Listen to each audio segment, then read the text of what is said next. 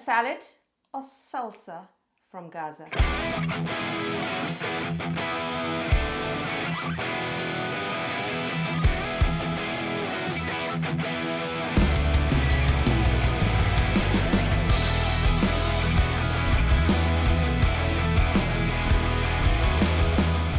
Today's recipe is straight from the heart of Gaza. Dagga Gazawiyyah, that's what it's called.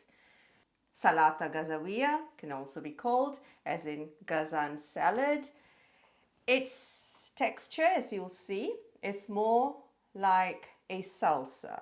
If you want to read up more about the ingredients, the culture, the pronunciation of the word itself, head on over to my blog as usual. Let's get straight to the recipe. So, we're going to talk about the ingredients. For the most part, it uses easy to find ingredients.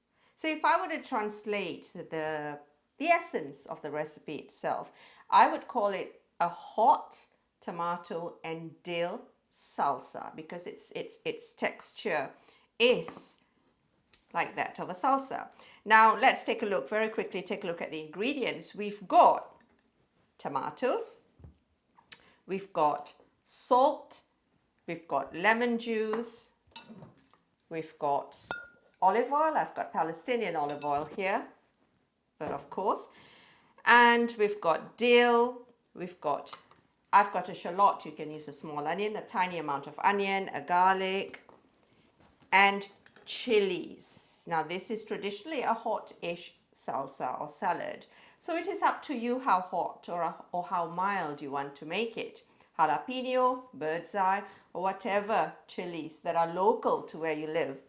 And then the only ingredient that you may have difficulty getting, depending on where you are, is dill seeds.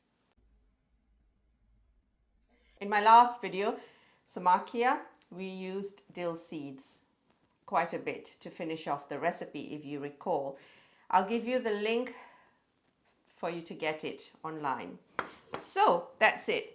All we're going to do is pound, pound, pound, pound, pound, mix, mix, mix, and that's it. It is super easy. The first thing I'm going to do is to wake up the dill seeds a little bit. So all we're going to do is to heat the dill seeds up. I like to toast, dry toast most spices that I use because it wakes them up. It allows them to release their flavors, their oils better. So we're just going to dry toast these dill seeds for about a minute on low heat. That's it. So we're just going to tip those dill seeds into our mortar. I'll talk about this in a little while. Now, next thing we're going to do, God, that thing is heavy, is prep all our other ingredients. So we've got everything to help you grind it better. Everything is chopped up fairly small, minced in the case of the garlic, or I just use a crusher because it's easier then to mix it all in.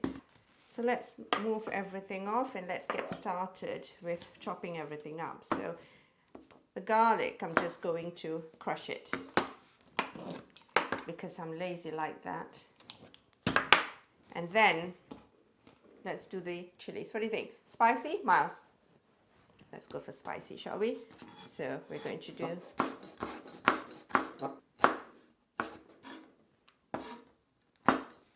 and then we're going to use a little bit. I've got a shallot here. And I'm only going to use a little bit of it. Now, the thing with this recipe, as with any traditional recipe, you know, there are going to be variations, not so much in other things that are added, but the ingredients that I've got here essentially encompasses everything that you can possibly use in this recipe. So some families will tell you that no garlic. Some families will tell you no shallots or onion. And some will say only dill seeds, and others will say only fresh dill. Some will say it should be more green, and some people will say it should be more orange, as in, you know, less tomatoes, more tomatoes. So it's a traditional recipe, and everyone's going to have his or her own interpretation depending on what your mom and your grandma made it. So we've got that. Now I'm going to chop up the dill pretty finely. I'm only using about a tiny handful. That it'll make mixing everything up, grinding everything up later much easier. So now I've got the tomatoes. So you want flavorful tomatoes, ripe, but not so ripe that they're going to fall apart as you're cutting them. So you're going to start cutting your tomatoes up into little cubes, or dice your tomatoes. We're going to add all the juices along later into our salsa. I think I've got enough tomatoes here with just the one, you know. Yeah, I think I'm going to stick with just the one tomato.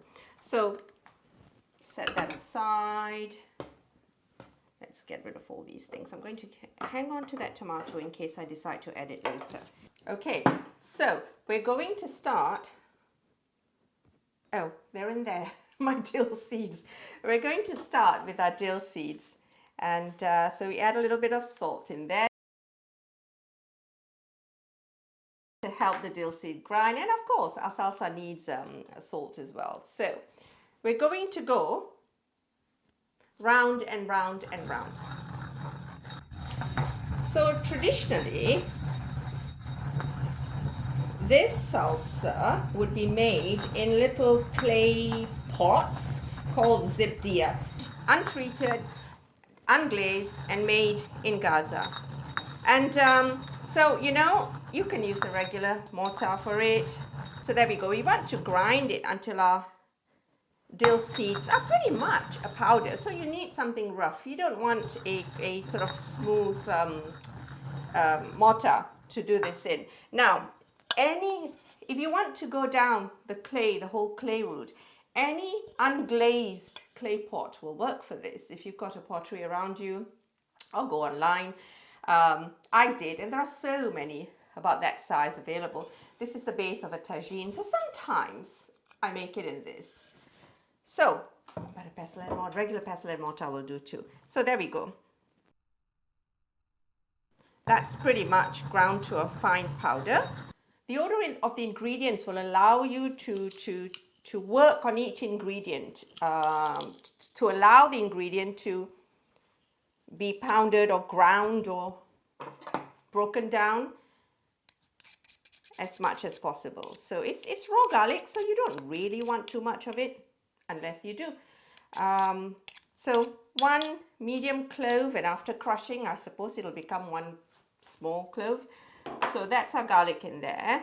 So we're just going to, since my garlic is already crushed, I'm going to add the chopped shallots in and work them together. There we go. We're going to continue doing this.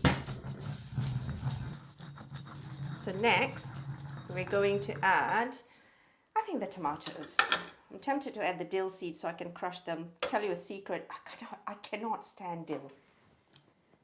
But hey, it's traditional in this recipe. Dill seeds aren't too bad, actually. Do you know what they remind me of? When my kids were babies and they all suffered from colic, and there was this, I don't know, whatever water we used to give them, it was dill water basically. So maybe that's why. So there we go. At this point, you just mash the tomatoes up ever so slightly. We don't skin the tomatoes, so they will still retain their shape a little bit. And then the fresh dill. And then we're going to add our lemon juice. And then let's not forget the chilies. Now, if you want the chilies completely broken down and fine, then you could add them with the garlic and shallots. I like to have them a little bit, not quite whole, but pieces of the chilies. So there you go.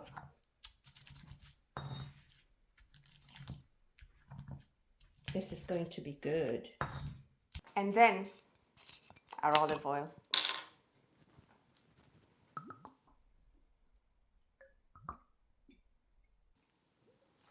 Now, at this point, you're going to taste it. You could add a little bit more olive oil for a runnier salsa because it is a fairly runny salsa and rustic.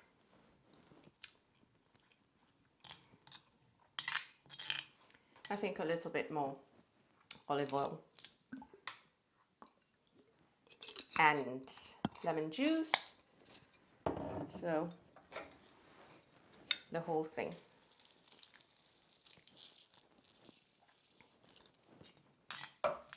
There we go. So taste it, add a little bit more lemon juice, add a little bit more olive oil if you want, and even some salt, which I'm going to do now because I literally added maybe a quarter teaspoon salt earlier to grind our dill seeds with. You can add a little bit more chilies if you like to the mix, or use a spicier variety. So all that you want again is just some bread. I baked some flatbread, nondescript, just like literally flour, olive oil, salt, and that was it yesterday for this purpose. So you're just going to spoon some up.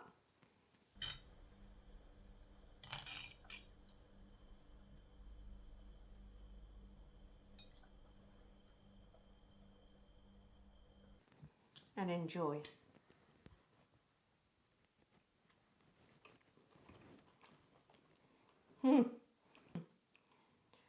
My goodness.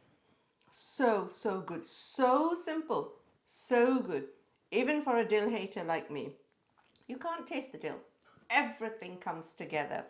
You've got tartness from both the tomatoes as well as the lemon juice. You've got the herbal, the spice of the olive oil. Of course, then you have the kick and the spice of the chilies.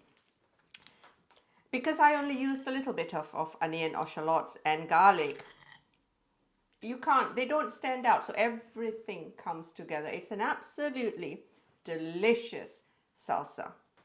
And there you have it, a hot tomato and dill salsa, or salad if you like. Dagga Gazawiyyah from Gaza. I shall see you guys real soon.